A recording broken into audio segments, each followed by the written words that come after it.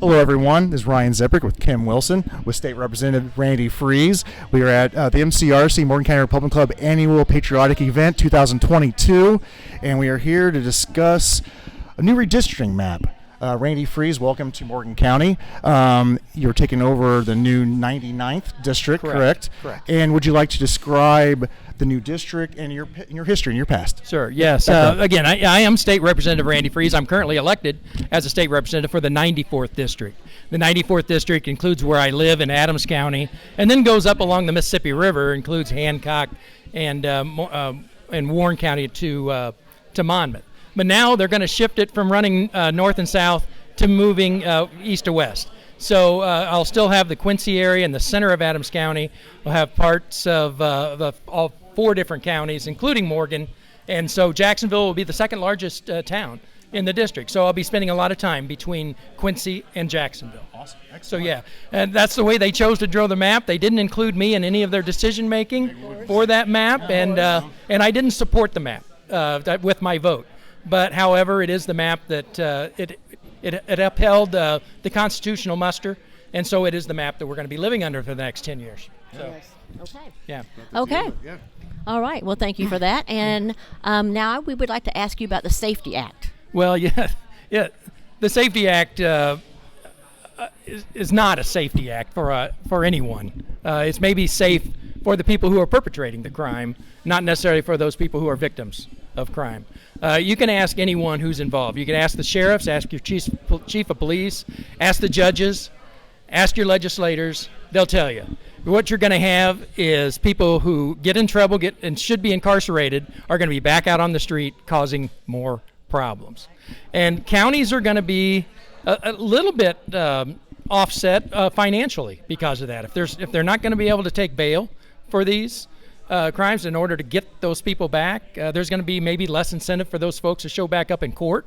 So there's going to be more cost in chasing them down, running them down to get them into court to have their day in court. Yeah. I'm not saying everybody is going to be is guilty as soon as they're arrested for something. That's not what we're saying here. But there's a course that we've used that has always worked for us and kept us safe in our communities here. And we need to continue to use what works. Now, they don't like to use it in Cook County. Well, look at the record in Cook County of what their crime rate is. So let's keep our place safe. And again, I would just encourage the folks, reach out to your law enforcement people, reach out to your judges and your state's attorney, and ask them what they think about it. And I think you're going to get a unanimous answer. It is an unsafe act. Yeah. Yes. And I appreciate State Representative Randy Frese. And the biggest thing, too, is getting out to vote.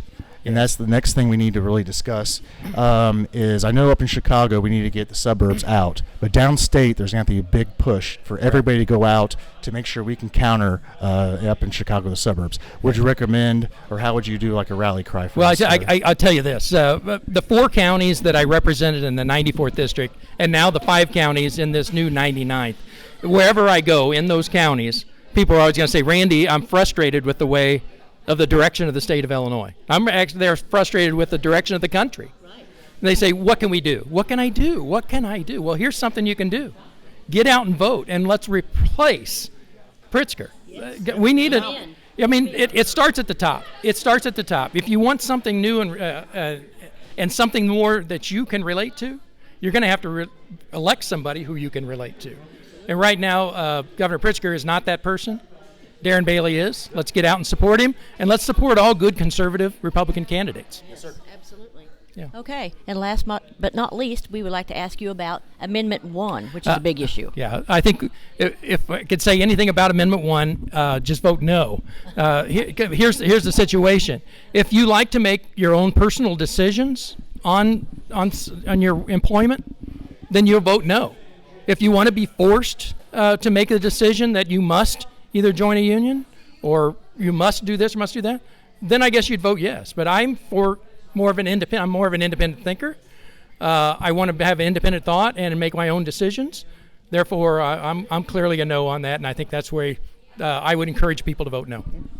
Thank you. Yeah, thank you. Well, Thank you, you. sir, Hey, great Representative. event tonight, by the way. Great event. We appreciate that. Wonderful We here. appreciate you coming by, and we appreciate you stopping by. Thanks for having me. This is MCRC News and Interviews signing out. Ryan Ziprick, Kim Wilson with State Representative Randy Frese. Let's go out and vote 2020, 22. Let's do it. Thank you, guys. Sign out. Thank you. Thank you.